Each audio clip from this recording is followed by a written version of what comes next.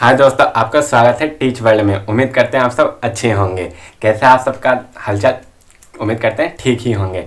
चलिए हम आज अपना यूनिट 2 का लेक्चर नंबर 2 देखने जा रहे हैं, यानी कि पूरा शुरुआत से मानिए तो लेक्चर नंबर 7 देखने जा रहे हैं। यूनिट 2 में हम लोग क्या था, तो natural and artificial construction material जो भी था उनके बारे में देख रहे थे। पिछली बार हमने क्या देखा था, स्टोन, बिल्डिंग स्टोन क्या होता है, फिर बिल्डिंग स्टोन किससे, रॉक से हमको प्राप्त होता है। तो रॉक को कितने भाग में हमने बांटा था, 3 भाग में बांटा था। क्लासिफिकेशन क्या था, जियोलॉजिकल, फिर उसके बाद क्या था, जियोलॉजिकल, फिजिकल, फिर केमिकल। जियोलॉजिकल में कौन कौन से, तो igneous rock, sedimentary rock, metamorphic rock.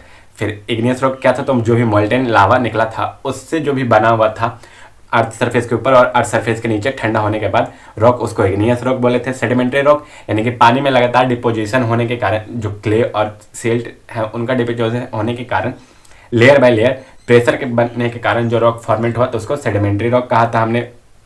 फिर मेटामॉर्फिक रॉक क्या था, तो इग्नियस रॉक और सेडिमेंट्री रॉक में जो भी परिवर्तन आए उनके ओरिजिन में, कैरेक्टर्स में जो परिवर्तन आ जा, परिवर्तन के बाद जो रॉक बनता उसको मेटामॉर्फिक रॉक हमने बांटा था। फिर उसके बाद हमने फिजिकल क्लासिफिकेशन देखा था रॉक का।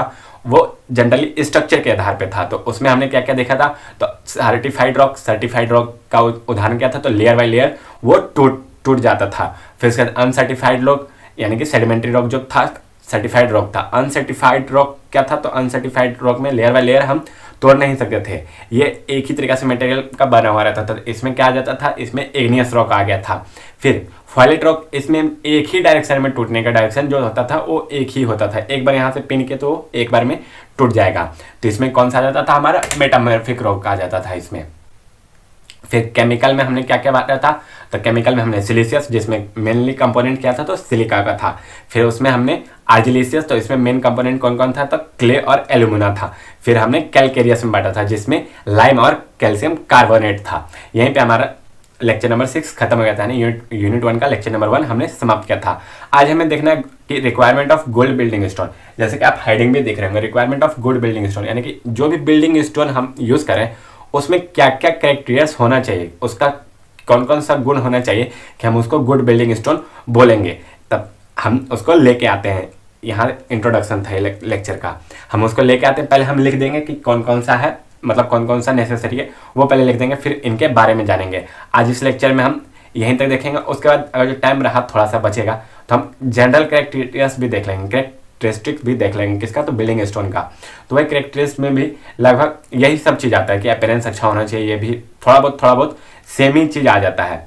तो ये लेक्चर इस यहीं पे समाप्त करेंगे, लेक्चर नंबर 7। लेक्चर नंबर 8 में हम देखेंगे क्वेरिंग क्या होता है। क्वेरिंग यानी कि जो पत्थर को तोड़ने का काम होता है उसको क्वेरिंग कहते हैं। उसमें कौन कौन से टूल होते हैं, मेथड कौन कौन से होते हैं, ब्लास्ट मेथड, ये सब वो देखेंगे। फिर ड्रेसिंग में चीज़ें ये सब का यूज़ करके हम किस प्रकार से पत्थर को तैयार करते हैं, उसका अपीयरेंस को गुड बनाते हैं ताकि हम अपने बिल्डिंग में यूज कर सके। यानी कि 2.1 में टोटल 4 लेक्चर जाने की संभावना है। ठीक, वैसे 7 पॉइंट है इसमें, तो सोचिए ये कम से कम 16, 17, 18, 19 तक जाएगा लेक्चर इसमें। तो इसको आराम से देखिएगा इस चैप्टर को। हो सकता है तो हम रोज दिन 2 वीडियो शायद अपलोड करने की कोशिश करेंगे, टाइम मिलते रहा तो। ठीक, तब तक आप उसके बाद हाँ, लाइव सेशन भी हमारे ऑब्जेक्टिव सेशन में आप जरूर से जुड़िएगा। उसमें आपका ऑब्जेक्टिव का अभी से प्रैक्टिस करवाया जा रहा है। ठीक, तब तक आप इसको देखिए, हम आते हैं लेके।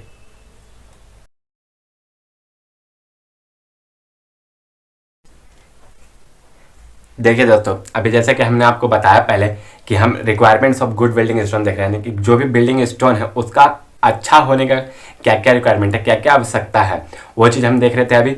तो उनका देखते हैं। यही 12 टॉपिक हैं जो, मतलब कि यहाँ पे जो 12 टॉपिक लिखे गए हैं इनके आधार पर हम बता सकते हैं कि कोई भी बिल्डिंग में जो स्टोन उपयोग हुआ है वो अच्छा है या नहीं, उसका रिक्वायरमेंट जो था वो फुलफिल हो रहा है कि नहीं।